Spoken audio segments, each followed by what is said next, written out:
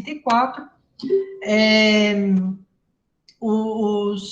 assim que os militares assumem, né, eles assumem no dia 1º de abril de 64, no mês de março, o ISEB já foi encerrado, né? Então, né, esse foi o motivo do encerramento do ISEB. Mas, nesses 9 anos de existência, o Freire, ele tinha ali diálogos com alguns nomes, né? Dentre eles tinham Hélio Jaguaribe, Guerreiro Ramos, Cândido Mendes, Álvaro Vieira Pinto e Nelson Sodré.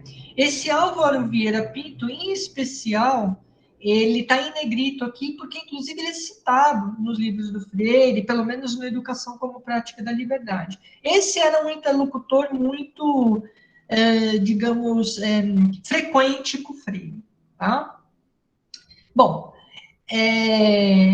então, qual que era, digamos, o mote, assim, do ISEB, né? O que circulava ali, né? Então, para esses intelectuais, o Brasil só poderia ultrapassar a sua fase de subdesenvolvimento pela intensificação da industrialização. A política de desenvolvimento deveria ser uma política nacionalista, a única capaz de levar à emancipação e à plena soberania. E a implementação introduziria mudanças no sistema político, determinando a substituição das antigas elites dirigentes do país. Então, era uma oposição àquela elite agrária. Em um país de economia desenvolvida, a nova liderança política deveria ser representada pela burguesia industrial nacional, então aqui tem um alinhamento com esse, né, com esse setor, e que teria o apoio do proletariado, dos grupos técnicos, administrativos e de inteligência. Né? Então, essa era a visão do ISEB. Né? Era uma clara oposição, né, aos grupos que estavam interessados, ligados à economia de exportação de bens primários. Então, ele era um lugar ali que pensava o desenvolvimento do país muito para além digamos assim, da turma do café com leite, da turma do agronegócio, digamos assim, né? O investimento de capitais e técnicas estrangeiros era considerado um obstáculo ao desenvolvimento industrial nacional, isso pelo setor agrário, né? Já que o capital estrangeiro era visto como interessado não nos setores industriais, e sim nos setores extrativos e de serviços. Né? E aí, a partir da identificação desses grupos defensores de interesses divergentes, o ISEB propunha ali uma formação de uma frente única, integrada pela burguesia industrial e seus aliados, para lutar contra a burguesia latifundiária e mercantil e também o imperialismo. Então, esses eram os motes do ISEB. Né? E aí, bom, aqui eu já falei aqui, né, os militares depuseram o João Goulart em 31 de março de 64 e determinaram a extinção do ISEB um pouco depois, no dia 13 de abril. Né, foi uma das primeiras coisas. Deixa eu parar o compartilhamento e voltar aqui para a câmera principal, já para colocar claro aqui qual é o ponto de divergência do ISEB e do Paulo Freire. Tá? O que o ISEB colocava? Que eles acreditavam num diálogo, numa aliança, num diálogo entre burguesia industrial e povo. Então, eles achavam que o desenvolvimento do país poderia acontecer a partir do diálogo entre elite e povo. E que isso seria natural, que isso se daria tranquilamente, numa boa. E aí, qual é a ideia que o Freire vai trazer no Educação como Prática da Liberdade? Ele vai se opor a isso. Ele vai falar, olha, o diálogo entre o elite e povo não acontece e não vai acontecer. Por quê? Porque nós, no Brasil, somos frutos de uma experiência autoritária. Ele usa um termo chamado, ele recorre a um termo assim, nós só somos, enquanto sociedade brasileira, caracterizados por um mutismo histórico. E aí, então, esse diálogo não vai acontecer. Não tem nada para acontecer. A não ser que seja algo provocado, algo que seja induzido. Induzido pelo quê? Pela educação. Ou seja, o Freire ele não vê no ISEB, na verdade, quando eles falam desse diálogo entre elite e povo, que seria uma espécie de iluminismo da burguesia, digamos assim, ele não vê, inclusive, muito o papel da educação, né? Porque a educação ali, já que esse diálogo aconteceria ali naturalmente, não teria um papel muito importante em relação a esse aspecto, né? De aproximar esses dois setores. Agora, para o Freire, ele vai falar: olha, é papel da educação, tendo em vista que a educação é um ato político, promover esse diálogo. Agora, essa tese do Freire, ele vai mudar em Pedagogia do Oprimido. Então, veja, são três coisas. Tem a discordância com o Eusébio, aí tem a proposição entre diálogo entre elite e povo, que vai aparecer no Educação como Prática da Liberdade, e depois, em Pedagogia do Oprimido, isso muda. O que o Freire vai falar: olha, o diálogo entre elite e povo não é possível, porque há um conflito de interesses, é um conflito de classe. E aí ele vai utilizar a terminologia opressor-oprimido. Se há um diálogo que vai acontecer, é entre os oprimidos. E aí, num processo que se dará em lutas. Então, nota que o próprio Freire, alguém levantou a mãozinha, Letícia, eu já passo aí a palavra. Ele também muda, digamos, o foco dele quando muda o livro, tá? Porque ele vai assumir um outro referencial. Vale lembrar que o Educação como Prática da Liberdade não tem um referencial marxista. Ele ainda é muito alinhado ao ISEB, ao Nacional Desenvolvimentismo. Em Pedagogia do Oprimido, aí o referencial é marxista. Então, se fosse para resumir, digamos, o nosso encontro de hoje e o próximo, é marcar essas diferenças, tá bom? Para o ISEB, é diálogo entre elite e povo. Em Educação como Prática da Liberdade, o Freire vai dizer que isso não é possível, sem o papel da educação. E em Pedagogia do Oprimido, a perspectiva muda, ele vai falar que há diálogo, sim, porém é entre os oprimidos, e o processo se dará em lutas. Letícia? Oi, gente, boa noite. Boa noite, Marco. Então, eu perdi um pouco, assim, do começo da aula, quando você começou a explicar sobre o ISEB. Eu queria saber qual que era a relevância dele, assim, para a época, né? Eu anotei aqui que era o Instituto Superior, mas, assim, qual que era a função para a sociedade? Qual que era a relevância, assim? Era muito influente, assim? Se destacava? Sim. A relevância dele era para o MEC. Ele era um órgão assessor para o MEC, tá bom? E a ideia ali era levantar as diretrizes para as políticas educacionais que o MEC teria como prioridade.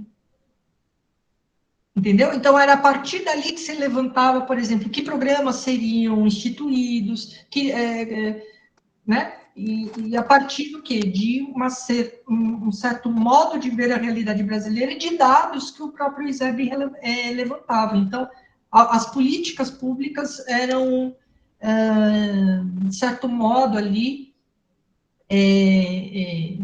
pensadas ali com a ajuda do ISEB. Entendi. Entendi, muito obrigada. Né? Então, ele era importante nesse sentido, mas dentro de um projeto político de nacional-desenvolvimentismo, tendo como centro a burguesia industrial. Tá bom? Uhum. Eu fiquei um pouco com dúvida, né, que na hora que você mudou o slide, nessas duas burguesias que tinham, que era a industrial e a outra que era do agro. Como que, assim, o ISEB defendia, né, era formado pela burguesia industrial, mas aí como que se dava o diálogo com a população? Se era, assim, se era um... Então, essa é a questão. Esse é o ponto de discordância, Letícia, foi do ISEB com o Freire. Muito bom você ter trazido isso. Pois é, para o ISEB, eles acreditavam que que seria possível essa burguesia industrial dialogar com a população numa espécie de tanto de iluminismo dessa burguesia, digamos assim, que agora estaria preocupada com o povo e com o desenvolvimento do país, e do povo que automaticamente iria, pelo bem nacional, fazer uma aliança com esses setores industriais e todos juntos iriam, né, fazer um pacto pelo desenvolvimento do país e todos juntos, né? Justamente era esse ponto, né, quando você fala que não era muito claro, era exatamente esse ponto que o Freire trazia. Ele falava: olha, não é claro como vai acontecer esse diálogo, porque, inclusive, o Brasil nunca teve essa tradição, né? E aí o Freire via, ainda na educação como prática da liberdade, a educação como um meio de chegar nesse diálogo. Eu não sei se eu te respondi. Não, respondeu sim. Era um pensamento assim. Eu fiz serviço social, né? A gente pegou um pouco desse período assim e analisou, mas da perspectiva do serviço social. Mas era um pensamento muito comum. Aliás, acho que até hoje, né? Que está disfarçado. Mas era um pensamento assim muito. Como posso dizer? Assim, era fichinha carimbada em todos os lugares que a burguesia ia conversar com o povo. E isso deu desde as encíclicas papais, né? Que ia ter essa aliança e não tem como, eu vejo assim, não tem como ter aliança com a burguesia, né? Não tem nem como a gente conversar com eles. Então, nessa época estava muito forte mesmo, eu só fiquei na dúvida de como que eles articulavam isso, né? Porque a gente sabe, né? Os mecanismos da igreja, por exemplo, de outros lugares, né? De outros meios, mas aí eu fiquei um pouco com dúvida de como que o ISEB fazia. Mas obrigada, viu? Sinceramente, acho que nem eles sabiam como eles faziam. Eu acho que era uma coisa ali, que era uma espécie de ideal que se tinha, né? E que daí o Freire ele vai pôr em xeque isso, ele vai falar: isso não vai acontecer, tá? Não sem um esforço deliberado, sem o papel da escola, né? Sem o papel dos professores, das professoras, ou seja, ele vê a educação como um motor para que esse diálogo aconteça. Agora, vale lembrar que isso ainda é a ótica freiriana no educação como prática da liberdade. Em pedagogia do oprimido, aí ele rompe com a ideia de diálogo entre elite e povo. Ele vai falar que se há um diálogo, é o diálogo que vai acontecer entre os oprimidos. E o processo não, né, entre oprimido e opressor não é de diálogo, é de luta. Mas aí já é outro livro. E na Fran? Oi, Marco, boa noite a todas e todos. A minha questão é em relação a essa. Eu sei que você vai tratar disso em outro momento, mas como você trouxe isso já, eu gostaria de adiantar a questão. Em relação a essa tese dele sobre a impossibilidade de diálogo entre opressor e oprimido, e só de um diálogo entre os oprimidos, se não há um contrassenso em razão do fato de ele ter assumido a Secretaria Municipal de Educação. Porque, veja, ainda que que ele seja esse educador popular, que tenha essa orientação política, ele foi eleito dentro de um sistema político e assim ele era elite, ele estava, pelo menos a elite política da cidade, ele fazia parte, né?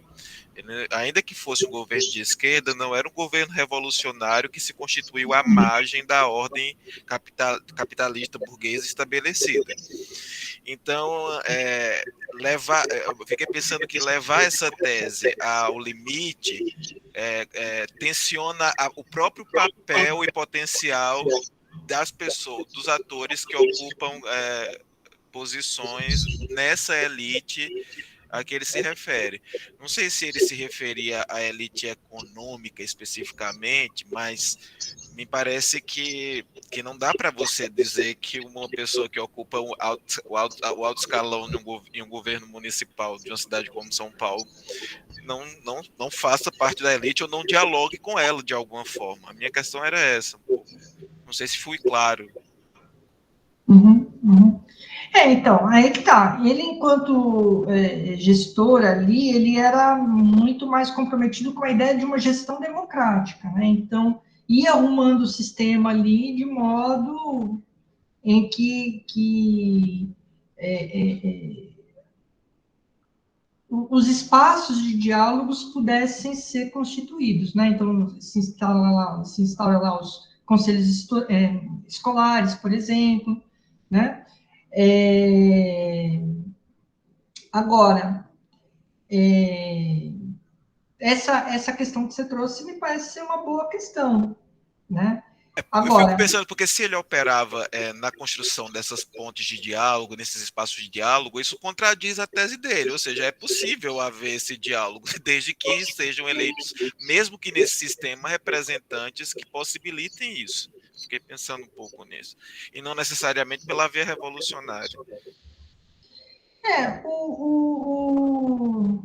Eu estou pensando aqui na sua questão, que é uma questão boa. É uma questão boa.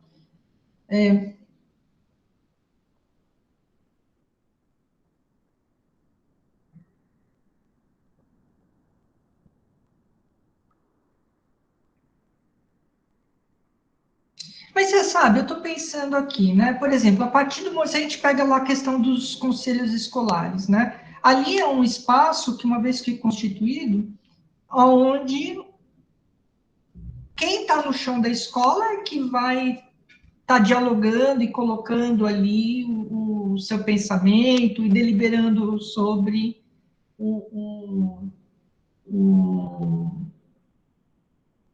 a sua vida mais imediata, né? Então, nesse momento, digamos, são os pequenos aí que estão dialogando, né?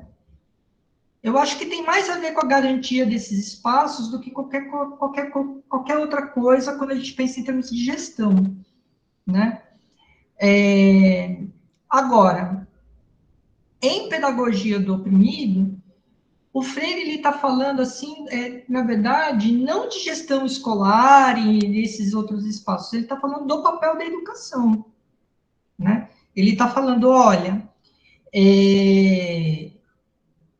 para que serve a educação, né? Ou seja, a educação, lá em pedagogia do oprimido, é vista como algo que é algo importante para a transformação da sociedade, né? Algo, né, que transforma as pessoas e as pessoas transformam a sociedade, né? Ela tem a ver com a diminuição das desigualdades e das assimetrias, né, onde o oprimido toma consciência da sua realidade e, a partir daí, ele tece diálogos entre si para que se coloque agendas e tudo mais. E a partir do momento onde os oprimidos deixam de ser oprimidos, o opressor também deixa de ser opressor, né? Então, é uma mão dupla ali. Então, ali eu acho que ele está falando mais do papel, assim, né, da educação, né, como um todo ali, né? Não sei, mas para mim, a sua pergunta ela é interessante. eu acho que eu precisaria também pensar e elaborar melhor alguns aspectos, porque é uma pergunta interessante. E na verdade não foi uma pergunta para se obter uma resposta definitiva, era um pouco para aguçar a reflexão mesmo, assim, E que é para muito bom. pensarmos que, por mais que um pensamento seja importante, como o de Paulo Freire, também possui suas tensões, possui seus problemas, suas questões, seus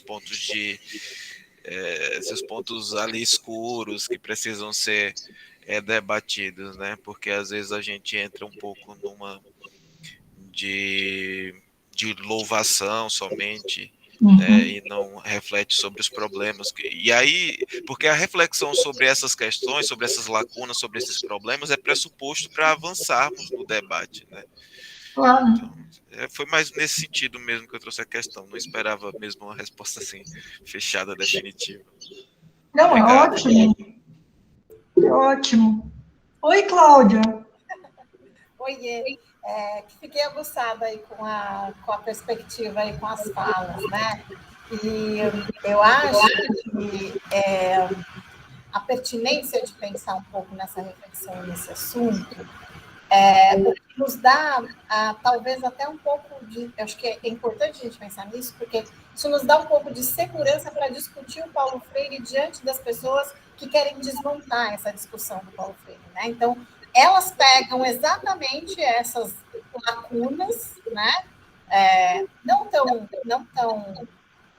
profundamente como você está colocando, né? Ina Frankos, como o Ina Frank colocou, né? Não tão profundamente, talvez não tão com tanta pensando nesse aspecto, né? Mas as pessoas elas ficam buscando essas fragilidades, né? E eu acho que que é muito importante a gente pensar na discussão das fragilidades, né? Porque elas também nos ajudam a pensar no que a gente pensa, olha só, eu toda enrolada com a linguagem, mas elas também nos ajudam a pensar no quanto que a gente tem dessa potência do próprio Paulo Freire, né? O quanto que a gente potencializa. Então, eu acho que essa potência, ela tem um pouco daquilo que é social, daquilo que é vida, né? Então, esses conflitos, essa relação conflituosa, essa relação que você traz é uma relação que mostra, né, esse aspecto do quanto que isso do quanto que isso é vivo e do quanto isso é social e do que esse social tem a ver com momentos, que esses momentos têm a ver com pessoas, que as pessoas têm a ver com processos, né? Então, acho que é um pouco... É muito, muito legal, eu gostei demais. Eu gostei bastante, acho que eu vou começar a tentar estudar, né, e pensar um pouco mais nessa questão das próprias fragilidades, né? E do que a gente também chama de fragilidade, né? Às vezes não necessariamente uma fragilidade, mas talvez um não entendimento. E aí eu estou dizendo da parte da própria leitura mesmo, né? O que a gente consegue entender do que foi escrito, de que momento, em que circunstância, em que perspectiva, né? Até para fazer, eu brinco muito que essa é a minha área, né? Até para fazer a tradução correta. Eu sei que a gente não vai traduzir porque é da mesma língua, né? Mas é para fazer essa coisa mesmo da contextualização. E eu acho que foi uma coisa bem, bem legal isso que você levantou. Vou tentar estudar um pouco mais esse processo. Obrigada. Eu já passo para o Wesley. Eu vou aproveitar a oportunidade para apresentar a Cláudia para vocês. A Cláudia, a professora Cláudia, que acabou de falar aí, aparecer, ela é nossa colega lá na Federal do ABC, lá dando um tchauzinho, e é com a Cláudia que vocês vão ficar depois de mim. Então, a gente tem mais um encontro, eu e vocês, e depois aí eu passo o bastão, assim, para a Cláudia, mas eu vou estar aqui acompanhando aqui também as aulas da Cláudia para aprender, enfim, eu fico aqui de aluno, tá bom? O Wesley levantou a mãozinha? Vai na fila. Eu tô com 1 litro de álcool aqui e eu vou jogar um pouquinho nessa fogueira. Eu estava matutando aqui, e eu também não tenho nem pergunta nem resposta. Eu tenho uma coisa que está saindo na minha cabeça, eu vou dizer como ela vai saindo, vocês me desculpem os tropeços. Na pedagogia do oprimido, a luta contra a opressão supõe a superação das estruturas de opressão. O que significa não se colocar contra o opressor, mas vencer essa estrutura que permita que oprimidos e opressores não vivam mais as situações que alimentam esse bicho chamado opressão. Também na pedagogia do oprimido, está posto que a libertação não é um presente que a gente dá para alguém. Então, ao colocar, eu quero colocar mais esses 2 elementos, porque a pergunta é, como então a gente poderia superar as estruturas de opressão sem que a gente conversasse, em alguma medida, com aqueles que são sujeitos dessa situação de opressão dentro da qual nós estamos, não é? Se a gente não vai libertá-los, porque parece que não é esse o princípio, se a vencer a opressão implica superar as estruturas de opressão, como é que a gente faz isso sem dialogar, não é, com esse povo que talvez nem se dá conta que está patrocinando, né, favorecendo essa estrutura e ações que geram a opressão? Um pouquinho mais de álcool aí, eu também não tenho resposta para isso, não. E aproveitando mais uma vez, é com o Wesley que vocês vão ficar depois da Cláudia. Certo? Aí o Wesley dando tchauzinho. Gente, eu acho que precisamos estudar. Eu também não tenho também essas respostas. Eu vou continuar o compartilhamento aqui, que daí tem algumas coisas aqui que eu, inclusive, quero ler junto com vocês.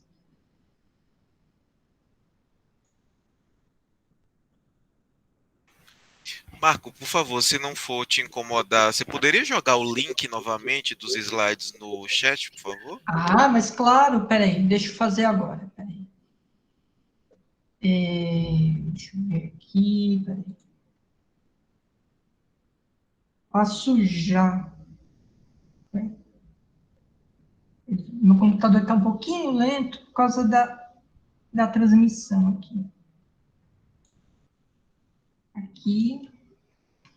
E aí eu vou pôr aqui no chat.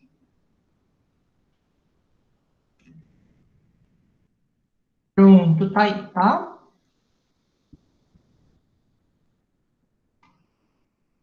Prontinho.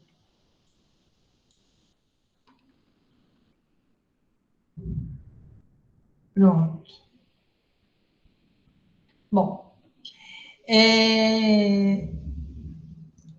tem algumas categorias que tanto o Isebe quanto o Freire trabalhavam, que eram os níveis de consciência, tá? Em relação a isso,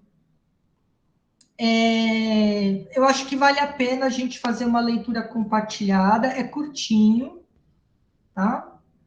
Estou abrindo aqui. Eu vou aumentar o tamanho da fonte, porque eu imagino que esteja muito pequeno.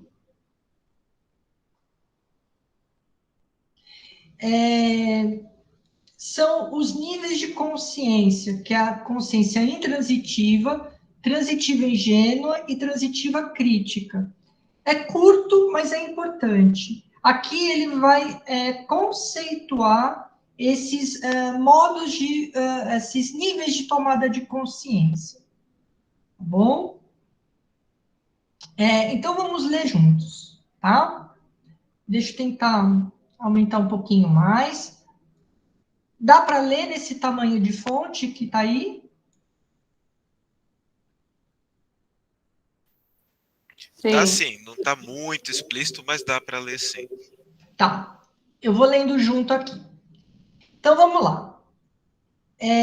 Supondo a perspectiva fenomenológica, segundo a qual a consciência se caracteriza pela intencionalidade, que é esta misteriosa e contraditória capacidade humana de distanciar-se das coisas para fazê-las presente, ou de ser a presença que tem o poder de presentificar, Freire discorre sobre a consciência intransitiva, transitiva ingênua e transitiva crítica no livro Educação como Prática da Liberdade. Supondo uma forma de educação que propicia a reflexão radical, a reflexão sobre o próprio poder de refletir e que leva à liberdade de decisão, Freire analisa graus de compreensão da realidade e sua relação com o condicionamento histórico-cultural. Então, esses níveis de tomada de consciência seriam uma espécie de graus de compreensão da realidade. Então, vamos lá. Qual é o primeiro? Ele denomina de transitividade ele denomina de intransitividade da consciência, ou seja, consciência intransitiva, a condição do ser humano que está imerso em sua realidade e que ainda não tem a capacidade de objetivá-la. A consciência intransitiva é o grau de consciência característico de sociedades fechadas, cujos indivíduos não ultrapassam o horizonte biológico de sua forma de vida. Suas preocupações restringem-se ao vital biológico. É a consciência dos seres humanos cuja vida é mera biologia que ainda não se fez biografia. Interessante isso, né? Seres humanos cuja vida é mera biologia que ainda não se fez biografia. Escapa-lhes a apreensão de problemas que se situam para além de sua esfera biologicamente vital e, por isso, ainda não são capazes para o compromisso histórico. Ou seja, é aquela pessoa, sei lá, eu fico pensando em exemplos para essa coisa da consciência intransitiva. Se vocês tiverem outros exemplos melhores do que o meu, por favor, coloca aqui na roda. Mas eu fico pensando o seguinte, sei lá, me vem a imagem de uma pessoa, sei lá, que vive de repente no sertão, que não tem acesso à água, e ela vive ali procurando, né, oportunidade de conseguir cavar um poço, conseguir água, um canal, qualquer coisa, né? Mas ela nunca se pergunta o porquê que ela não tem aquele acesso enquanto, de repente, outras pessoas têm, né? Ela escapa a ela qualquer pergunta e qualquer ação para além daquela realidade concreta que ela vive. Por exemplo, não sei, de repente vocês podem pensar um outro exemplo aí. Simone levantou a mão, eu vi que levantou. Oi, tudo bom? Tudo. Eu não consegui entrar na outra terça, mas aí hoje eu já quero entrar e sentar na janelinha. Então, eu sou professora do ensino fundamental 1 na rede municipal de São Paulo. E na prefeitura de São Paulo eu estou há 10 anos, mas já atuei como educadora em Heliópolis, educadora de projetos de educação não formal. E aí, nessa jornada toda, a gente passa por muitas formações, por muitos grupos, né? E aí eu fico pensando aí que agora eu tenho feito nas minhas aulas com as crianças, da gente parar e pensar um pouquinho no significado das palavras, né? E agora eu fiquei vendo esse intransitivo, transitivo ingênuo, e aí eu queria que a gente, talvez seja uma coisinha muito boba, mas que para mim agora é importante, até para eu entender, né? Esse transitivo seria um transitar pelas ideias? Será que seria isso? Como é que eu percebo o mundo? É esse trânsito que eu faço no mundo, no campo das ideias, no campo da realidade, no campo do pensamento? Será que podia fazer essa leitura? Olha, Simone, eu penso, tal como ele coloca ali na definição, uma espécie de grau de compreensão da realidade, né? Sim. Uma compreensão que é muito, né? O intransitivo é aquele que mal pensa ali nos porquês, do porquê como as coisas são, qual é a relação, as relações de poder entre as coisas, por exemplo, né? Tá, então eu acredito que talvez seja o que eu estou pensando também. Só que quando a gente naturaliza, né? Por exemplo, eu falo para as minhas crianças, eu falo, olha, tal coisa nem sempre existiu. Que quando a gente começa a falar da alimentação, por exemplo, que eu brinco com eles e falo, olha, a gente precisa pensar que por trás de um frango que está lá no congelador do mercado, né? Então, assim, para a criança, talvez a ideia é de que aquilo surge ali, né? Aquele frango surge ali, congelado. Então, ele chega no mercado e compra. Então, quando a gente está estudando em geografia, né, o beneficiamento de alimentos, enfim, a produção, a pecuária, e aí eu brinco, né? Eu falo, olha, o frango ele não nasceu lá no congelador. Por trás disso tem todo um processo, existe pessoas, né?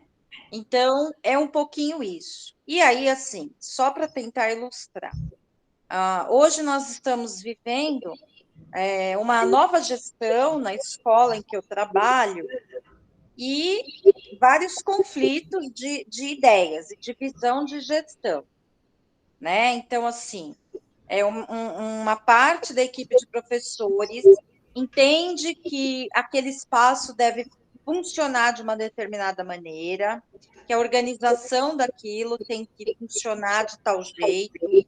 Um acredita que tem que ser mais tranquilo, mas deixar que os alunos ocupem os espaços a seu modo. O outro acredita numa forma de, o educador aqui ele vai assumir uma maior autoridade, enfim. E o fato é que nós não estamos conseguindo convergir em ideia nenhuma, né? Então, assim, eu acho que hoje a gente está vivendo um momento que traz tudo isso, né? Como perceber, como usar da nossa capacidade intelectual, não sei, eu costumo dizer inteligível, não sei nem se essa é a palavra, mas a nossa capacidade de pensar e de ver que problema eu tenho, que consequências, do mais simples ao mais complicado, né? Eu acho que hoje a gente tem uma dificuldade nisso, realmente, de pensar sobre as coisas, das menores às mais complexas, né? E aí eu queria compartilhar isso com vocês.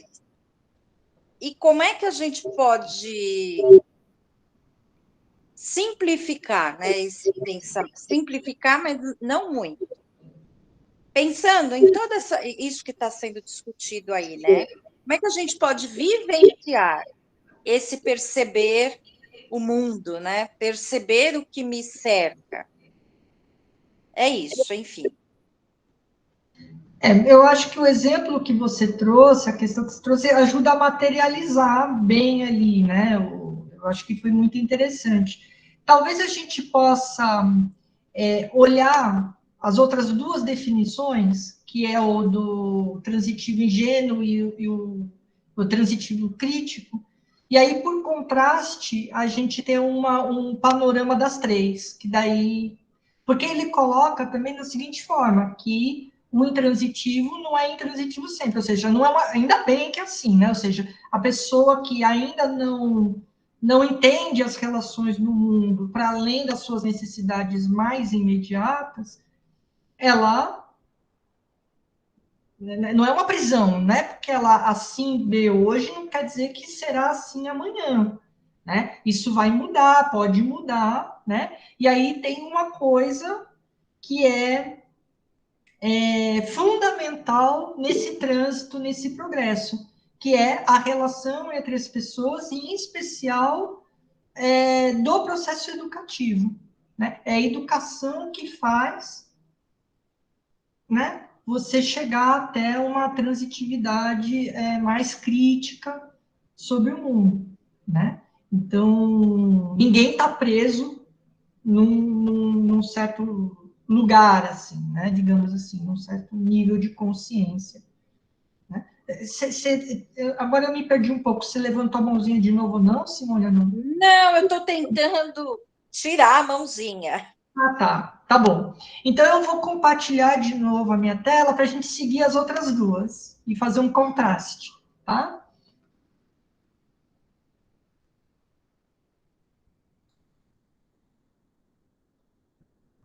Aqui, aqui.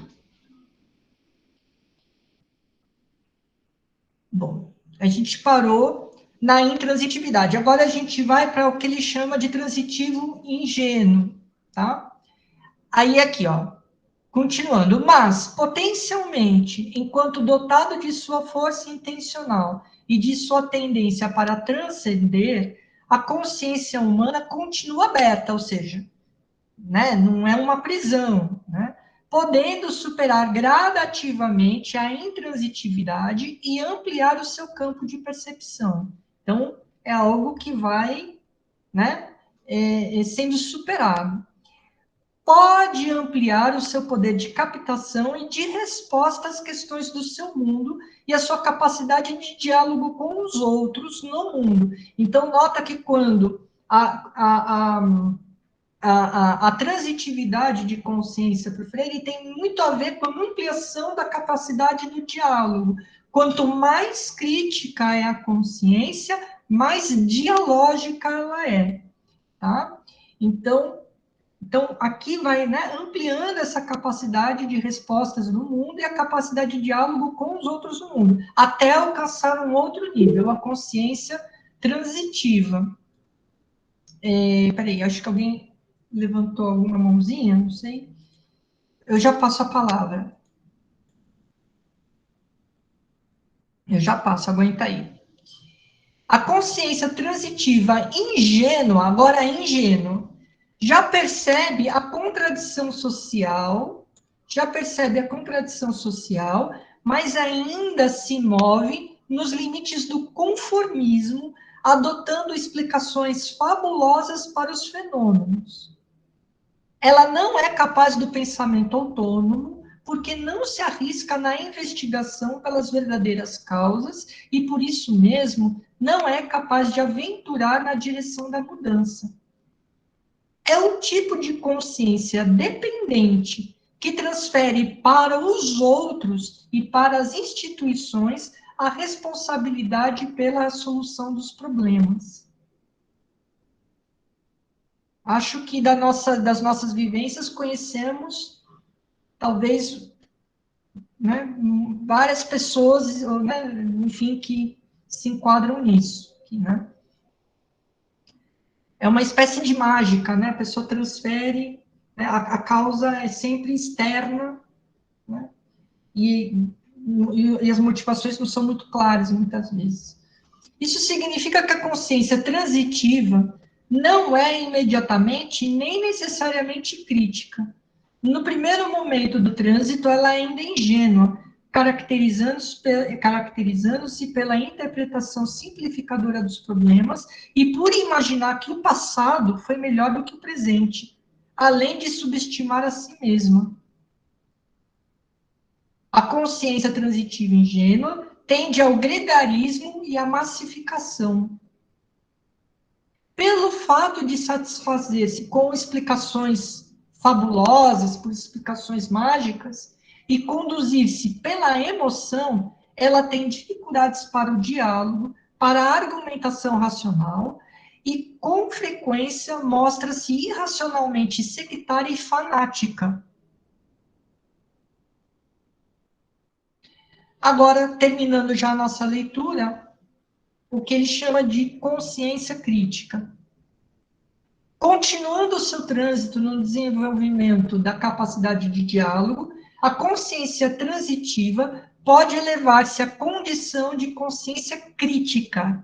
Esta, por sua vez, caracteriza-se pela profundidade com que interpreta os problemas e pelo engajamento sociopolítico. Por conta de ser estruturalmente intencional, a consciência crítica caracteriza-se ainda pelo pensar autônomo e comprometido, e que leva ao engajamento.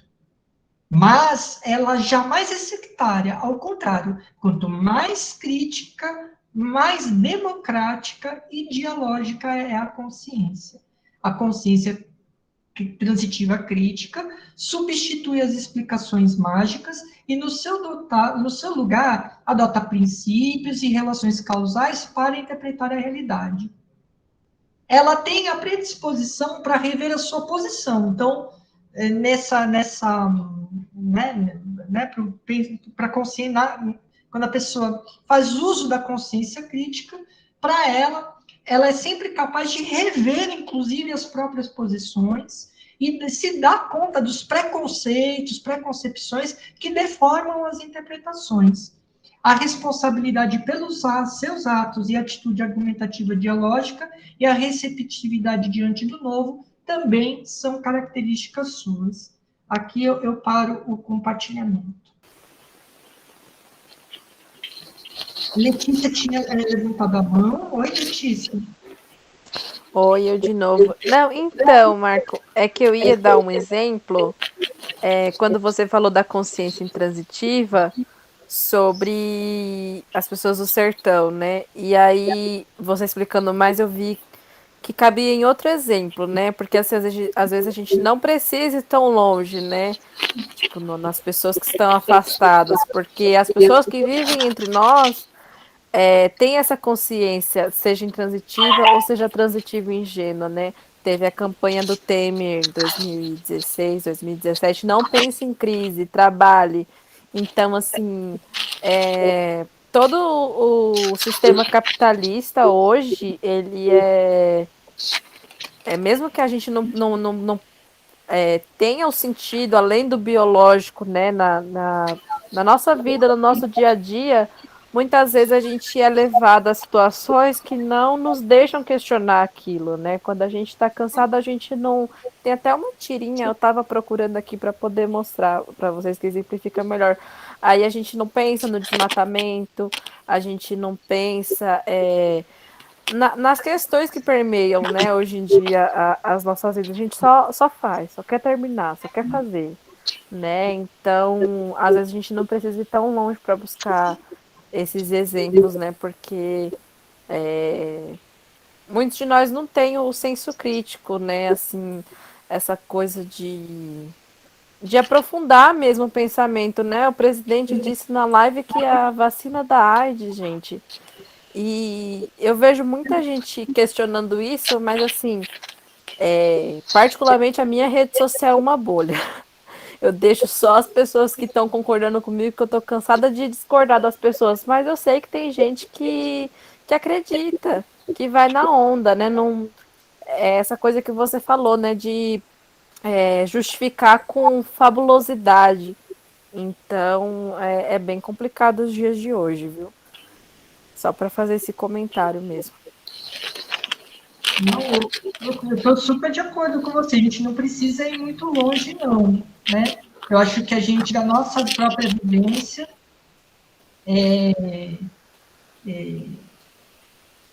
vai encontrar situações, pessoas, enfim, que a gente enxerga dentro ali, né?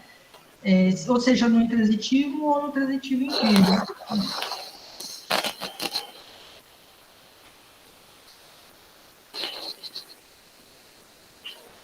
Não sei, alguém quer comentar algo? alguma outra coisa? Trazer alguma outra ideia?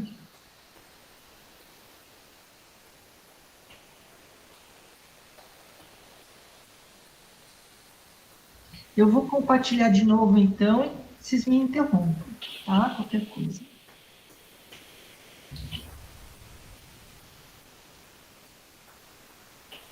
Vocês já estão vendo minha tela de novo?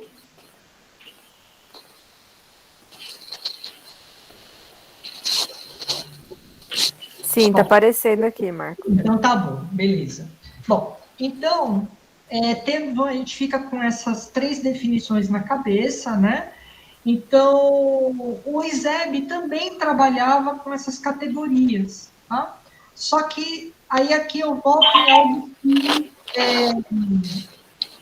eu só vou pedir para que vocês fechem o microfone, que está dando um retorno aqui para mim. Eu não sei quem está com o microfone aberto. Então, para o ISEB, né, havia essa possibilidade de diálogo entre elite e povo, só que esse diálogo, ele levaria, segundo o pressuposto do ISEB, à transformação das consciências de ambos. Era uma espécie de iluminismo da burguesia em termos de possibilidade de desenvolvimento. E aí, como já, inclusive, já foi colocado aqui, não é muito claro o papel da educação, né? Para o Freire, né, ele assume uma postura, antes de educação como prática da liberdade, ele até assume uma posição parecida com o ISEB, mas depois ele muda, né,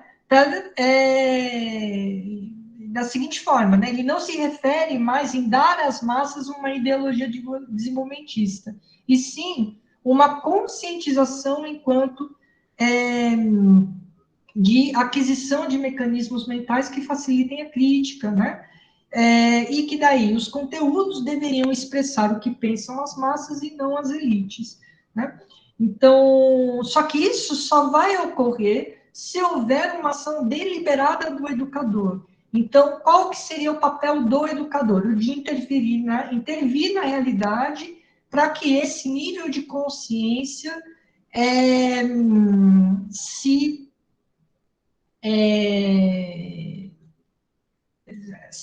amplie, digamos assim, né? Que ele se torne cada vez mais crítico e cada vez mais dialógico, né? Então, esse aqui é um dos pontos de discordância, né, entre o ISEB e o Paulo Freire. E aí, só uma provocação, ainda dentro do educação como prática da liberdade, há ainda um certo ranço, é triste dizer isso, mas elitista dentro do Freire, porque ele ainda vem ali com essa coisa, né, de o educador que vai, né, enfim, que vai levar, vai promover, né, vai fazer com que as pessoas que estão ali sendo educadas que saiam daquela escuridão, digamos assim, né? Ainda é uma relação assimétrica, né? Isso só vai ser resolvido, digamos assim, num livro chamado Ação Cultural para a Educação, né? Que daí o Freire vai falar, olha, não é o professor, a professora que vai levar a consciência para aquelas pessoas que vivem na escuridão, também não é isso, mas ele vai propor ali a aproximação de teoria e prática, e nessa aproximação entre teoria e prática, os movimentos vão nascer a partir dos conflitos e necessidades em comunhão de todos com todos, né? E aí, ou seja, de um diálogo que vai acontecer entre os oprimidos, né? Mas a partir da aproximação entre teoria e prática, né? Mas essa construção ainda não está presente no Educação como Prática da Liberdade, né? Então, aqui a gente vai ter uma oposição entre educação como prática da liberdade, onde, né, você tem o ser humano enquanto sujeito do tempo histórico.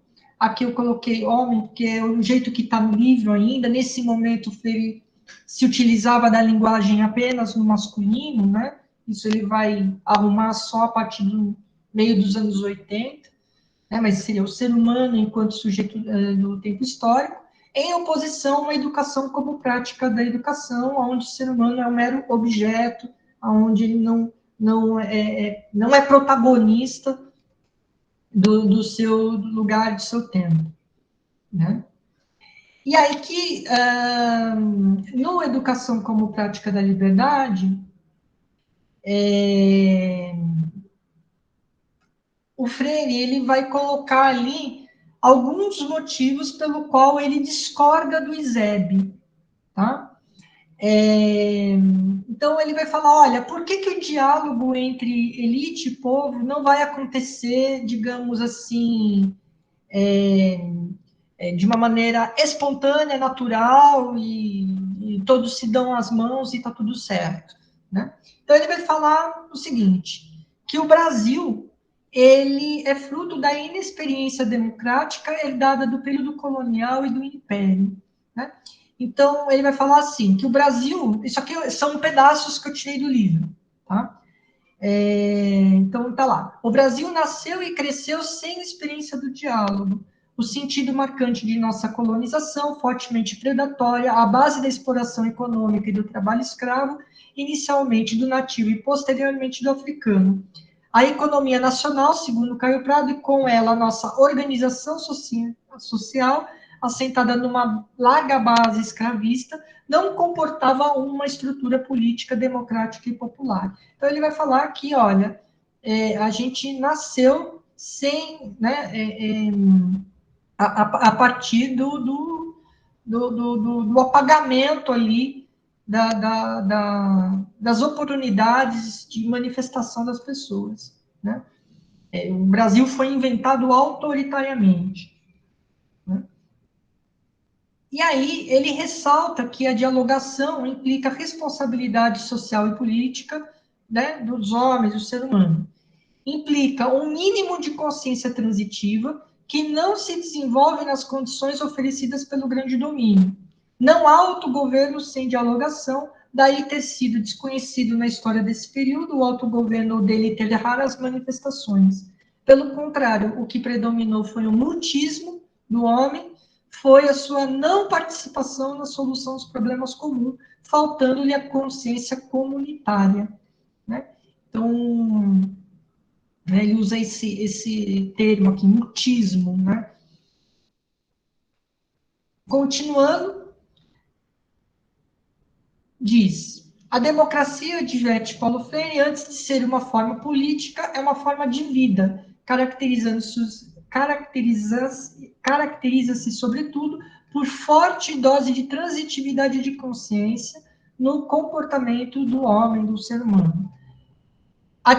Transitividade que não nasce nem se desenvolve, a não ser dentro de certas condições em que o ser humano seja lançado ao debate, ao exame dos seus problemas, dos problemas comuns em que o homem participe. Então, ele vai dizer aqui que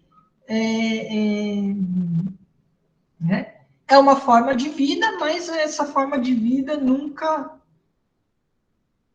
foi a tônica na nossa história, né? E por todas isso tudo, esperar que haveria um diálogo entre elite e povo espontâneo e todos se dando as mãos assim, pronto, não vai acontecer, né?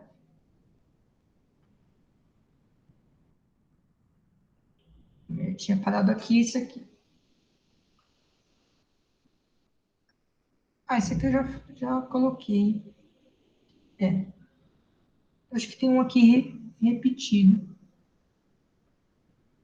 Isso.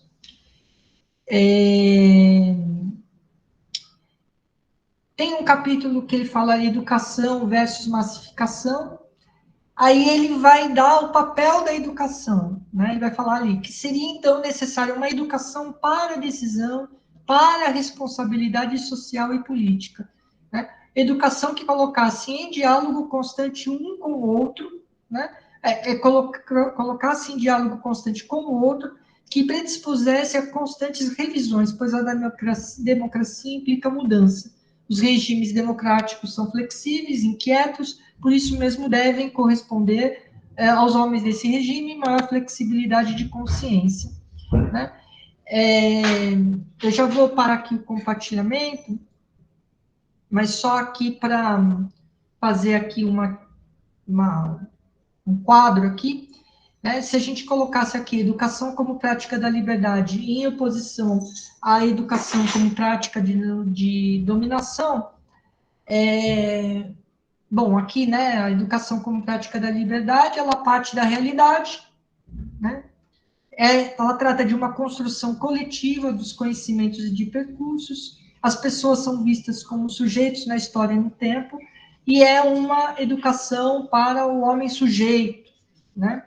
Que tem protagonismo no aonde vive, no tempo que vive, né? Ele constrói cultura e história ao mesmo tempo. Em oposição, a educação como prática de dominação, ela tem como, digamos assim, norte, a manutenção do status quo de uma classe dominante, ela tem como característica a imposição cultural, né? Então, a substituição de uma cultura por outra, quando não, a negação da cultura do outro, né? Ou seja, a cultura do outro não vale, ou é errada, ou, enfim, não é aquela que é a desejável, e é uma educação para o que chama de homem-objeto, né? A pessoa que não é protagonista, enfim, ela vai ser repetidora ali de conhecimentos e de padrões, de um modo muitas vezes acrítico, né? Deixa eu parar aqui o compartilhamento. Não sei se vocês querem comentar alguma coisa. A gente tem um tempo ainda. Oi. Oi, oi. É a Simone de novo. Oi, Simone. Então, e como a gente vai vivendo, né, ainda esse período de cálice, né? Então, assim, você vê numa determinada empresa, por exemplo, o meu sobrinho tem 19 anos e ele agora conseguiu um emprego numa empresa aí de telemarketing, né? E aí, assim, ele vai fazer 3 meses que ele está, e ele vem contando, né, os absurdos da organização de trabalho naquele espaço, né? Como é que esse sistema de opressor e oprimidos e daqueles que acham que tem o poder, né? Então, assim, tem o supervisor lá de equipe. Como vai sendo trabalhado na cabeça das pessoas, né? Essa ideia de ser opressor e de obter um prazer, né? Então, ele estava comentando, nossa, aconteceu um troço muito chato. E falando nessa linguagem mesmo, né? Nossa, tadinho, um colega lá, o supervisor simplesmente falou na frente de todo mundo, né? Olha, você é o pior dessa equipe, né? E aí, como é que tudo vai sendo colocado assim como natural, né? Eu falei, ué, mas como assim? Né? Alguém pode se dirigir ao outro dessa maneira. Vocês não fazem, lá não tem reuniões, né, para vocês conversarem, dialogarem, o porquê da dificuldade daquele, como é que vão poder ajudar. Então, a coisa é toda formada, toda formatada para cada vez mais fortificar essa ideia, né, de oprimir e de ter o melhor, né? Então, assim, isso me entristece demais, né? Porque eu acho que isso está em todos os setores, né? E, infelizmente, até dentro da educação mesmo, né? A gente ainda tem que dizer a alguns colegas de que nós temos que desconstruir essa ideia, né? de que a hierarquia me permite determinados comportamentos e fazer determinações. Determinar, vai ser assim, né? Então, a ideia do mutismo, né? Então, assim, não se fala nada. Cumpra-se a lei, né? Nós ainda temos muitas dificuldades desse diálogo dentro dos espaços educativos, né? Das pessoas conseguirem, acho que trabalhar com uma ideia de, eu vou usar porque é uma palavra que para mim traduz, tá? Uma ideia de humildade, né? De humildade. Eu me lembro na época de estudante de ensino médio, quando começávamos a estudar filosofia e na época no primeiro ano do ensino médio, quando comecei a ver os primeiros textos lá de filosofia, os primeiros pensadores, né? E eu viajava na maionese, no sentido de, poxa, nunca tinha pensado por essa ótica. E quanto isso faz falta, né? E hoje, sendo tirado do ensino médio, sendo colocado como algo menos importante. E aí tudo isso que você está, que estamos conversando aqui me faz viajar, né? No sentido desse comportamento de um sujeito poder dizer para o outro que ele é o pior, né? Um sujeito dizer para um cara de 30 anos, né? Que ele é o pior. E diante de uma equipe toda, né? Diante dos colegas de trabalho, que comportamento é esse? Que humanidade é essa, né? Enfim, é um desabafo que talvez tenha a ver e talvez não, mas na minha cabeça tem, né? Esse processo de diálogo e de o que esse cara que é o pior pode ter a contribuir, né? E esse que disse que o outro é o pior, que ideias são essas? Enfim, gente, é isso. Só para a gente pensar um pouquinho no mundo que a gente vive. Simone, primeiro eu quero agradecer por você ter compartilhado o seu relato aqui.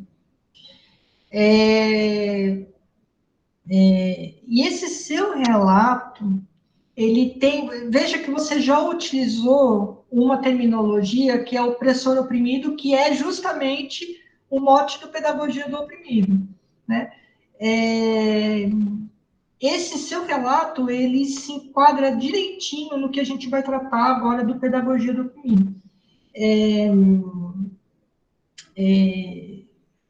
E aí, nesse seu relato, a gente já tem algumas características do próprio oprimido, que é a anulação do outro, por exemplo, né? Ou de tal lugar social que o outro ocupa. Tem uma série de características aí, né? Eu acho que, na verdade, eu acho que o Pedagogia do Oprimido, que é o nosso, já engatando uma primeira aqui, é o que a gente vai falar dele, é o mais dolorido, porque é o que, pelo menos para mim, é o mais dolorido, porque não tem como a gente ver a tipificação do opressor, oprimido, sem a gente fazer a conexão direta com as situações concretas que a gente vive, e, enfim, que essas pessoas vivem, e isso é muito, muito, assim, muito atual, eu diria, muito atual, né? Aonde que a gente está agora numa espécie de linha do tempo? Bom, educação como prática da liberdade, ele começa a ser escrito antes do golpe de 64 e ele é finalizado depois, tá? Então, acontece o golpe de 64, o Paulo Freire é preso por 72 dias, o que deve ter sido uma barra enorme, né? Porque você é preso meio que sem saber por quê, né? E lá ele é acusado de ser comunista, subversivo, né? Aliás, ironias, né? Porque em educação como prática de liberdade, o referencial marxista nem está lá ainda. Veja, nem ainda está. Mas ele já é acusado de ser um comunista e tudo mais, né? Esse referencial só vai aparecer já no exílio, né? Mas ele já é acusado de práticas subversivas, muito por conta da experiência de alfabetização em Angicos, né? Então, Angicos era uma cidade que ficava no sertão do Rio Grande do Norte, um lugar bastante pobre, com muito, né, com um índice de analfabetismo enorme, e lá se fez uma experiência de alfabetização, onde 300 pessoas foram alfabetizadas a partir em 40 dias, a partir do universo de vocabulário que elas já tinham, né? Então, chegava lá uma equipe, né, do Freire com os alunos da Federal de Recife, que depois virou Federal de Pernambuco, e aí eles passavam a viver com aquelas pessoas naquela comunidade, aí levantavam o universo lexical daquelas pessoas, né? Ou seja, qual eram as palavras que elas gostavam, os mais usavam, que tinha mais significado para elas. E a partir daquelas palavras é que se fazia alfabetização. Só que não era só alfabetizar, por exemplo, usar a palavra, sei lá, trabalho, era uma das palavras que foram usadas em Angico, trabalho.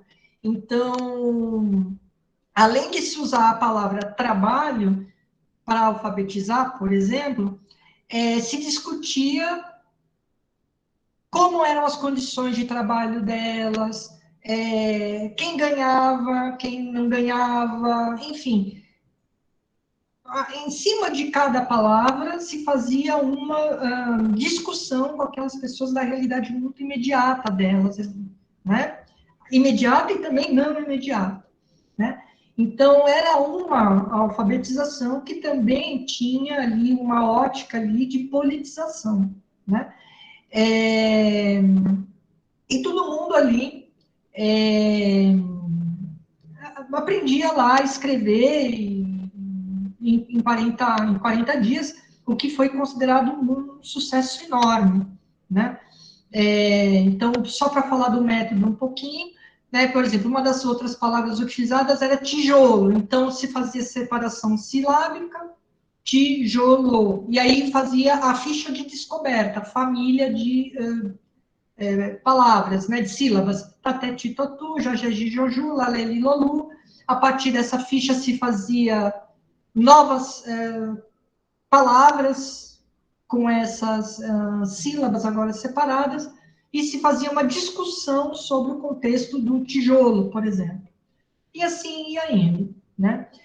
Na última reunião, no último encontro, o João Goulart esteve lá, né, para ver, porque, inclusive, a experiência em Angicos depois seria a experiência, na verdade, seria a política nacional, ela seria implantada em nível nacional. Lembrando que pessoas em situação de analfabetismo não votavam, somente as pessoas alfabetizadas. Agora, imagina um modo de alfabetizar desse, um plano desse, em nível nacional, isso iria, com certeza, mudar muito a balança eleitoral, né?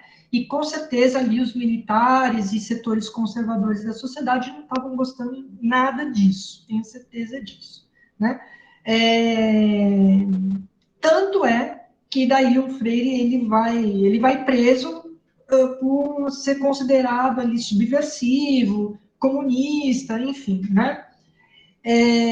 Depois de ficar 72 dias preso, a situação fica muito difícil, aí ele percebe que ele tem que ir embora do Brasil, a Elza segura a onda com os filhos aqui, arranja uns documentos lá de última hora para ele vai para a Bolívia, fica pouco tempo em La Paz, de lá vai para o Chile, e no Chile aí se estabelece, depois a Elza vai com os filhos para o Chile, e no Chile, o Freire, aí sim, estabelece uma nova rede de relações com outras pessoas e se apropria ali de outros referenciais teóricos. E lá no exílio ele escreve Pedagogia do Oprimido.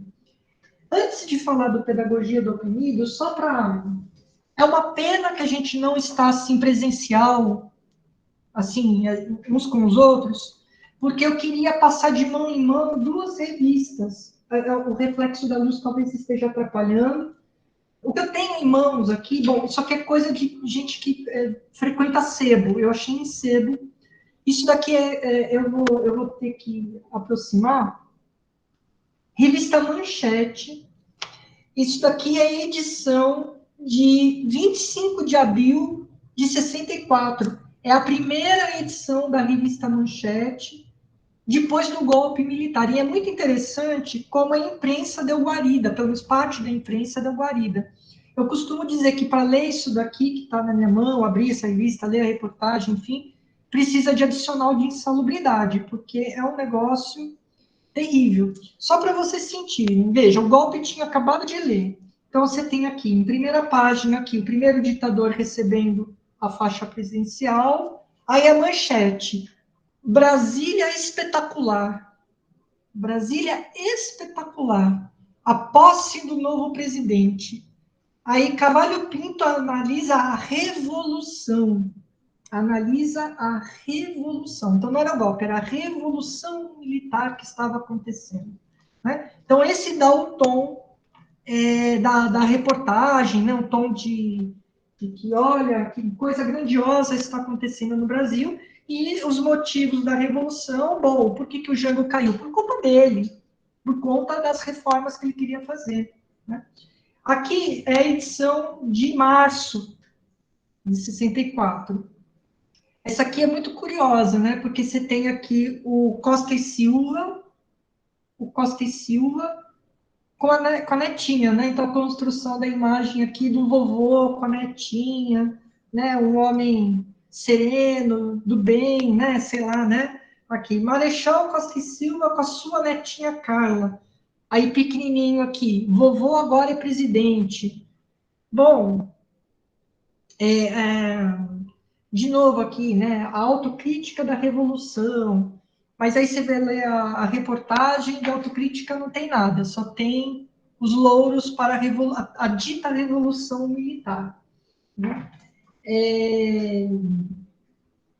Enfim, foi por aí que caminhou a coisa, né? Então, esse foi o Brasil daquele momento, que de alguma forma ainda continua sendo o Brasil de agora. Mas, se a gente olhar ali, agora, o Pedagogia do Oprimido, ele tem diferenças em relação, muitas diferenças em relação ao livro anterior. Tá? Aí eu estou compartilhando de novo.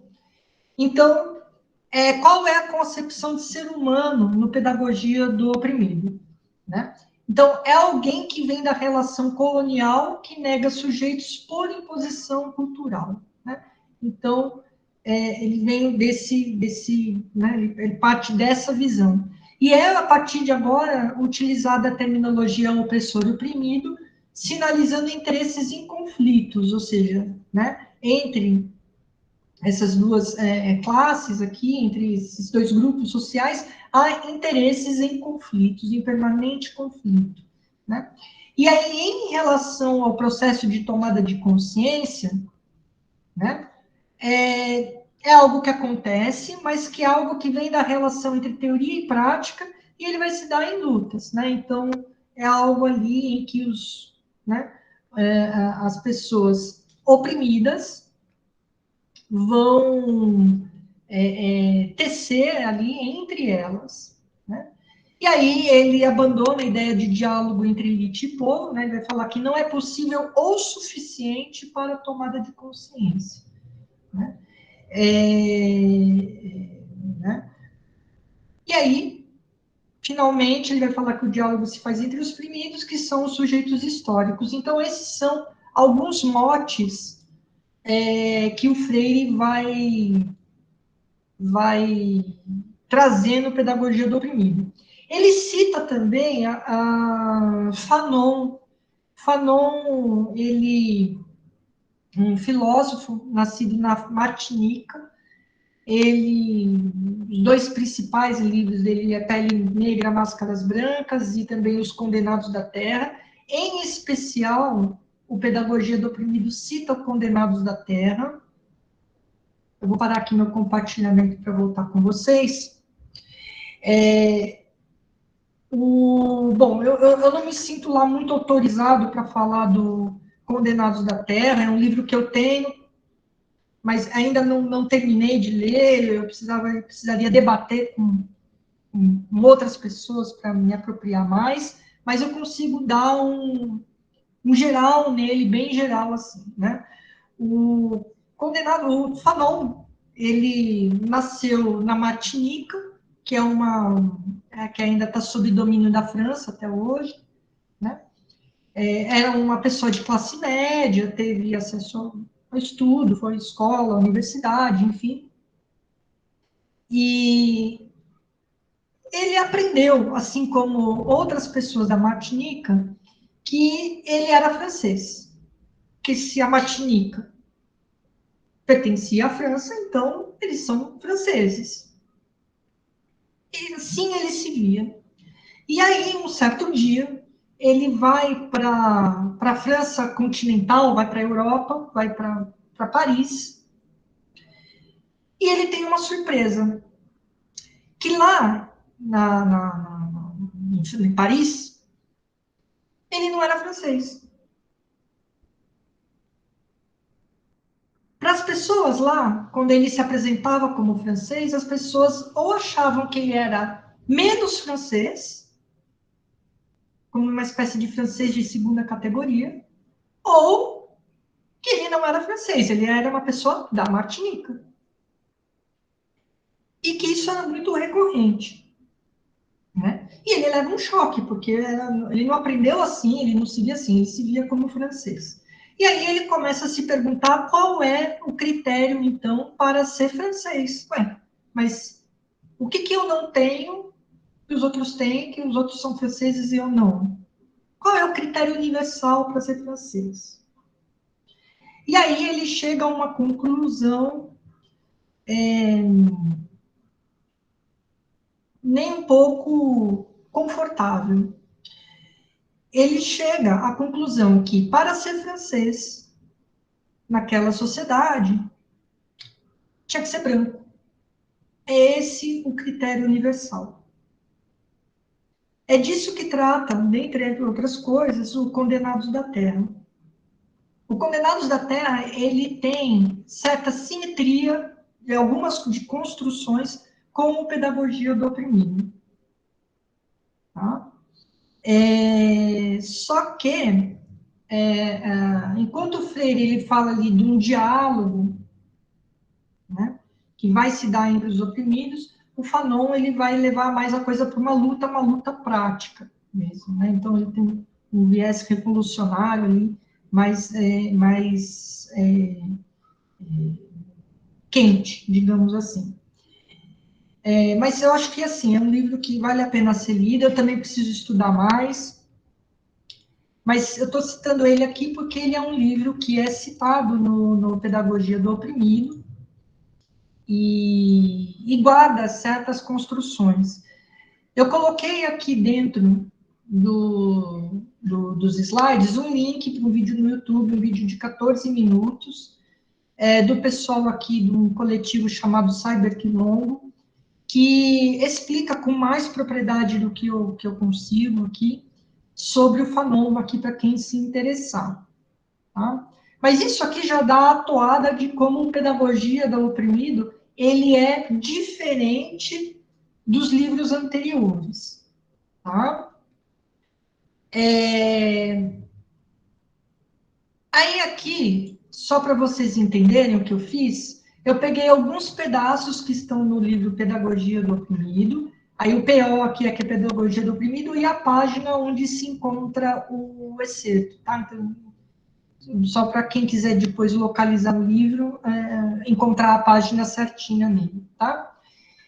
Eu peguei um pedaço aqui onde ele conceitua o que ele entende por pedagogia do oprimido, tá? Então, nesse pedaço diz assim: a nossa preocupação neste trabalho é apenas apresentar alguns aspectos do que nos parece constituir o que vimos chamando de pedagogia do oprimido, aquela que tem de ser forjada com ele e não para ele, enquanto homens ou povos na luta incessante de recuperação de sua humanidade. Pedagogia que faça da opressão e de suas causas objeto de reflexão dos oprimidos, de que resultará do seu engajamento necessário na luta por sua libertação, em que esta pedagogia se fará e refará. Então, aqui nesse parágrafo, ele dá meio que as cartas do que ele entende por pedagogia do oprimido, ou seja, é algo que é horizontal, né? Não é a gente como professor, como professora, que vai levar para as pessoas, né? Não vai dar nada a ninguém, sim vai ser feito em comunhão, é forjada junto, né?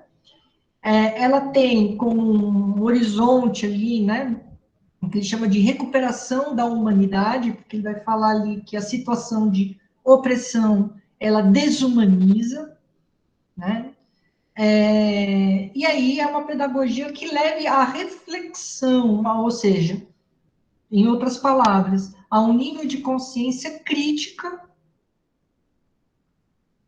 sobre a realidade, né? E que leva as pessoas a um engajamento contínuo perante as situações cotidianas, enfim, né? Que elas vão colocar suas agendas e, enfim, vão se pôr em movimento, né? Então, aqui está as cartas do que ele entende por pedagogia do oprimido. Um pouco antes, né, falando aqui da humanidade, recuperação da humanidade, um pouco antes, umas 2 páginas antes, 3, ele faz aqui no capítulo chamado Justificativa da Pedagogia do Oprimido, ele fala ali que a humanização e desumanização, uma oposição entre humanização e desumanização, né? Ele fala que ambas são possibilidades, mas só a primeira, a humanização,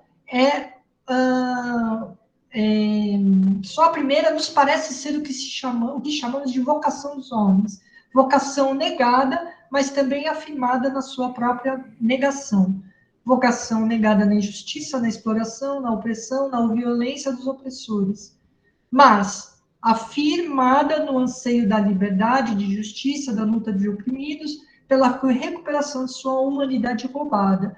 Ele vai dizer o seguinte, que, né, o aceitável para o ser humano é sempre a humanização. Isso é o que é o aceitável. É esse o lugar em que, né, todos teriam direito, é essa condição que todos teriam direito. Mas ela é negada, né, pela exploração. Isso não é natural, né? Então ele vai falar aqui, né, continuando ainda. Na verdade, se admitíssemos que a desumanização, a evocação histórica dos homens, nada mais teríamos que fazer a não ser adotar uma atitude cínica ou de total desespero. Porque se a desumanização, né, a barbárie, ela é um dado, né, então não há muito o que fazer. Então a gente ou vive numa atitude cínica ou entra em desespero, né, nem levanta da cama. Então a luta pela humanização, pelo trabalho livre, pela desalienação, pela afirmação dos homens como pessoas, como seres para si, não teria significação se a desumanização fosse algo dado e que é assim, pronto, né? Esta somente é possível porque a desumanização, mesmo que um fato concreto na história, não é, porém, um destino dado, mas resultado de uma ordem injusta que gera a violência dos opressores, e esta o ser menos, né? Então, esse é o ponto de partida do Pedagogia do Oprimido. Deixa eu parar o compartilhamento, eu já falei muito. Vocês querem comentar alguma coisa?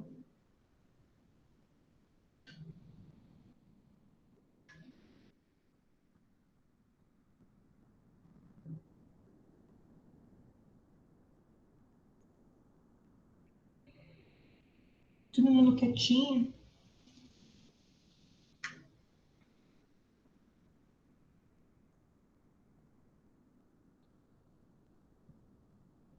Tem a partir dessa construção que ele faz, vem uma noção de que o mundo ele não é, o mundo está sendo, né? Vou dar um pequeno caso para vocês, por exemplo, que eu já enfrentei, inclusive, até aqui, razoavelmente recente, lá na UFABC, né?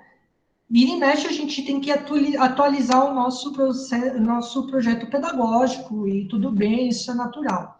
E aí os embates aparecem, as diferentes visões sobre educação, enfim, aparece, o que também é bastante natural. Agora, eu acho muito curioso ouvir o argumento de alguns colegas, né? Em algum momento ali, a gente tensionou a questão por exemplo, da pedagogia das competências, né? Que tá super, né? Há um bom tempo isso circula e cada vez mais, né? E aí, parte de nós dizíamos assim, não, mas isso, para que a gente precisa pôr isso no nosso projeto pedagógico? Né? A gente tem autonomia para não pôr, ou colocar de outras formas, enfim, né? Isso seja, em última instância, uma competição entre as pessoas, a ultra-individualização e competição entre as pessoas. E aí, outra colega dizia, mas o mundo é assim. O mundo, a gente está preparando os professores para o mundo da competição. Mas é? Mas por que é? Não, mas o mundo é assim. Eu falei, não, não é assim. O mundo está sendo assim. No mundo não é dado que é assim. Né? Então, aí, as coisas entram em rota de colisão. Né?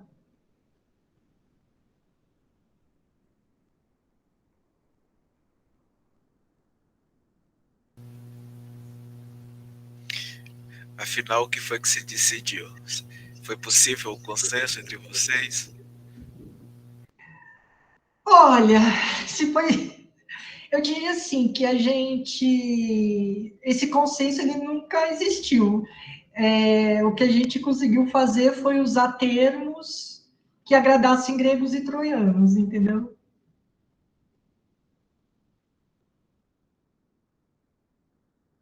Mas vira e mexe e volta. É uma ladainha, ela volta. Aí ela sai de cena, ela volta. Não acaba nunca. Eu acho que tem muito a ver, né, Marco, com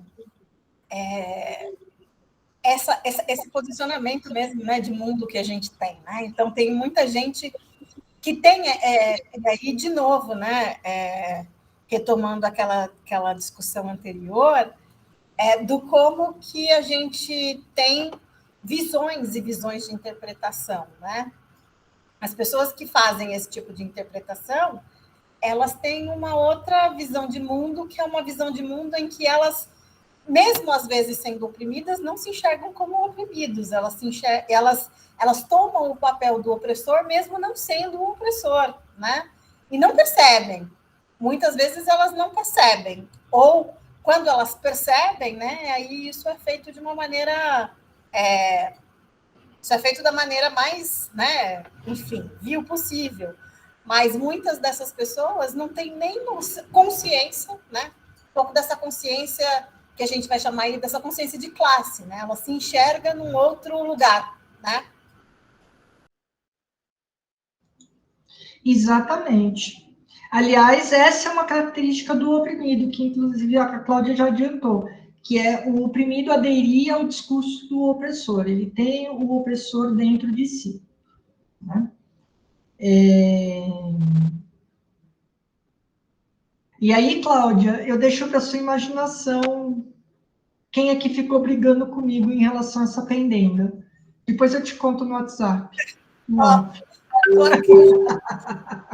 Quem será? Vou te deixar curiosa.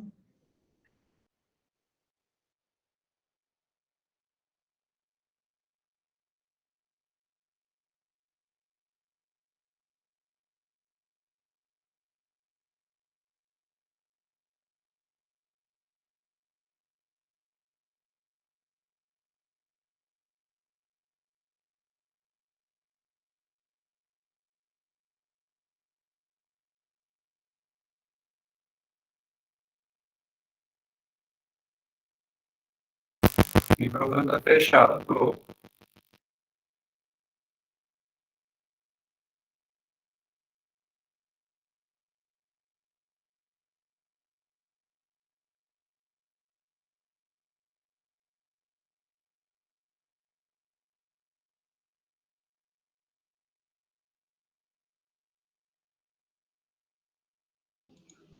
Agora que eu entendi, o microfone estava fechado.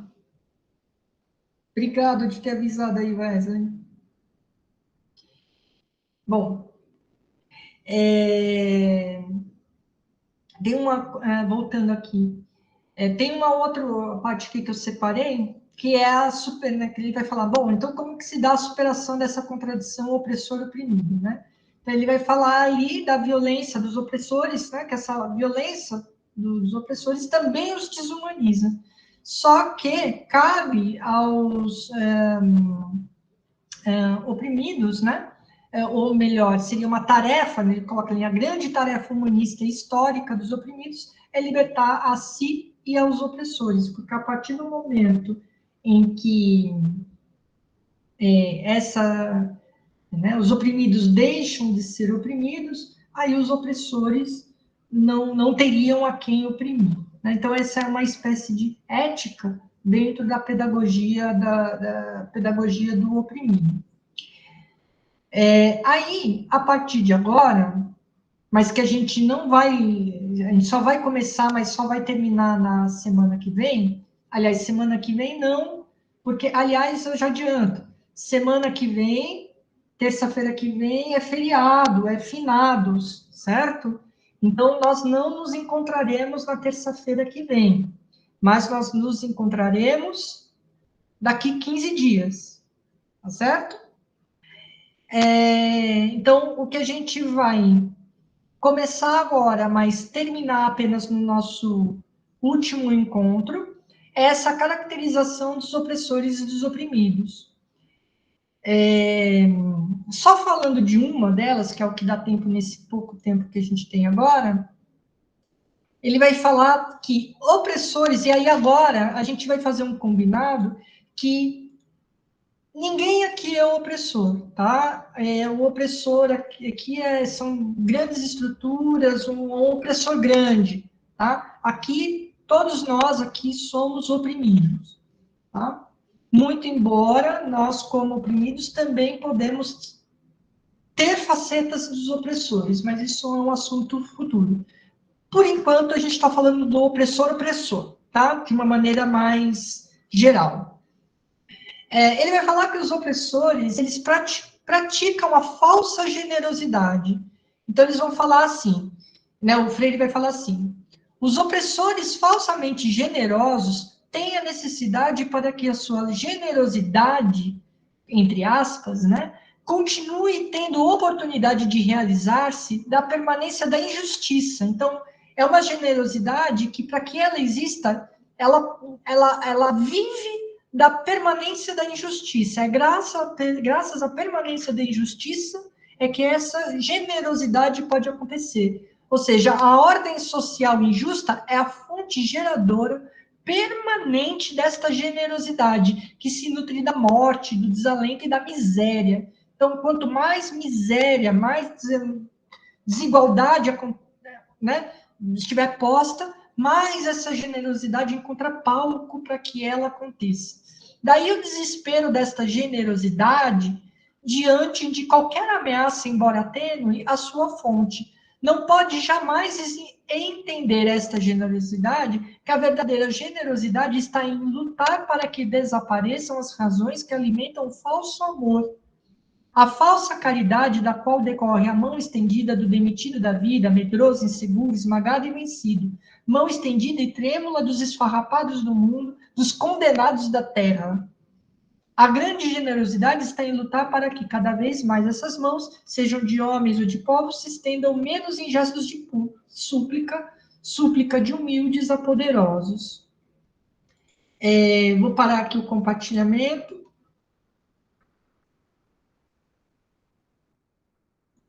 Voltei aqui para vocês. Então,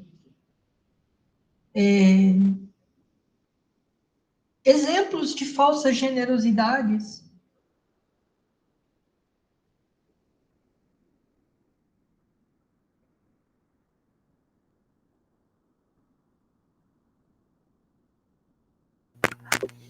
O Auxílio Brasil de Jair Bolsonaro é um exemplo de falsa generosidade. É um bom exemplo. Temos muitos.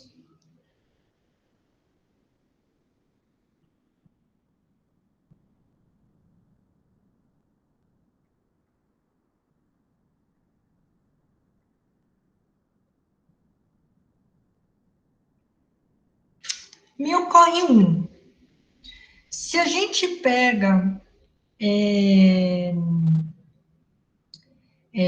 alguns lugares, como, por exemplo, o Concede e a Undime, que são lugares que congregam os secretários estaduais e também os municipais de educação, e que são lugares que se vão influenciar a proposição de políticas educacionais e de legislação também educacional. Se você entrar na página, especialmente do Concede, vai até ali apoio de algumas instituições. Você entra lá no Quem Somos, e aí você entra assim no parceiros. Aí aparece assim, parceiros, a Natura, o Itaú, aparece, se eu não me engano, a Vivo, né? E que são instituições privadas e que se gabam ali de ter ações educacionais, culturais, né? Se apropria de uma certa agenda, né? Que é tradicionalmente ali colocada ali por setores progressistas e movimentos sociais.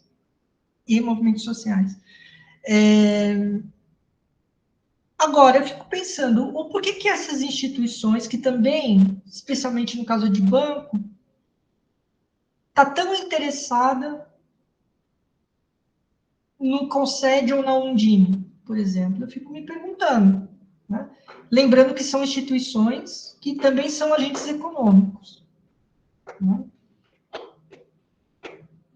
Veja, para mim, pelo menos, aí, a minha leitura, mesmo que essas instituições tenham ações que valorizem, por exemplo, a diversidade, né, se pintem ali, de repente, com a bandeira LGBT, com arco-íris, tal, que é muito valoroso, muito importante, cai por terra quando elas mesmas se sentam ao lado, né, de atores ali para forçar o currículo, por exemplo, no sentido de que diversidade tem que ser limada do currículo, né? É uma grande contradição, ou, no mínimo, uma falsa generosidade, né? Então, é um exemplo que me ocorre, mas que poderia ser, por exemplo, dentro dessa categoria. Mas, se a gente pensar um pouquinho mais, teremos outros tantos exemplos. Ou seja, é aquela generosidade que tem a ver mais mesmo com deixar cada um no seu lugar, e não de lutar junto, de estar junto com aquelas pessoas para que aquela situação de injustiça deixe de ser. Nosso tempo está acabando, falta 2 minutinhos apenas. A gente vai parar por aqui, e aí no nosso próximo encontro, que é daqui 15 dias, a gente retoma aí tipificando os opressores, as outras características além desta primeira, e também os oprimidos. E aí eu já deixo já uma notícia triste, é que é o seguinte, que enquanto a gente tipifica e caracteriza os opressores, se já é dolorido fazer isso, caracterizar os oprimidos é pior ainda. A tipificação dos oprimidos é pior do que a dos opressores. Tá? Ela é mais dolorida porque os oprimidos também têm um pouco de opressor dentro de si. Mas isso é um assunto para o nosso próximo encontro. Tá bom? Vamos nessa, minha gente.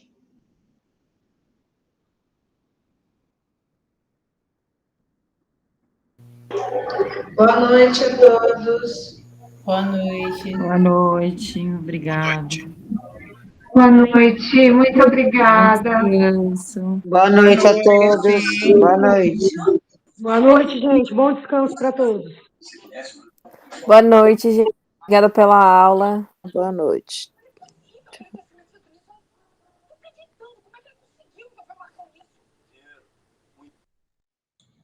Até mais, gente. Vou fechar aqui. Tchau, tchau.